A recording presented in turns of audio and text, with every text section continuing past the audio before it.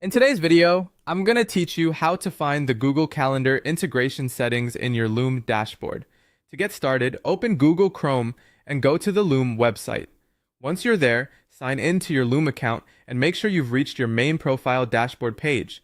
This is the area where you can manage your account, your workspace, and connected tools. If you're not on the dashboard yet, just give the page a moment to load fully before moving on, so all navigation options are visible and easy to access. From the dashboard, look for your workspace settings. Depending on your layout, this may appear in a sidebar, a menu, or under your workspace name. Go ahead and open Workspace Settings. This section is where Loom groups together the main controls related to your team environment, permissions, and third-party connections. Taking a moment here to make sure you're in the correct workspace is helpful, especially if you have access to more than one. Once you're inside Workspace Settings, find the Integration section and open it.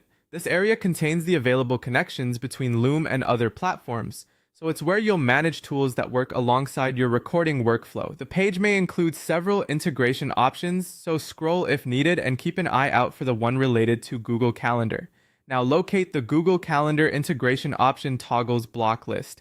This is the section that contains the controls for that integration. Depending on your current setup, you may see toggle switches, status indicators, or a grouped settings block connected to Google Calendar. The important part here is simply identifying the correct block so you can review or manage the available options tied to that integration. As you look through the integration list, be careful not to confuse Google Calendar with other Google-related services if more than one appears. Reading each label closely can save time and help you avoid opening the wrong settings panel.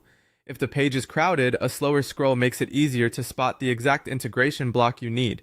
And that's it. You've successfully navigated from your Loom dashboard to Workspace Settings, opened integrations, and found the Google Calendar integration option toggles block list in Chrome. If you're following along while managing your workspace, this is the right place to continue with any Google Calendar related settings available in your account.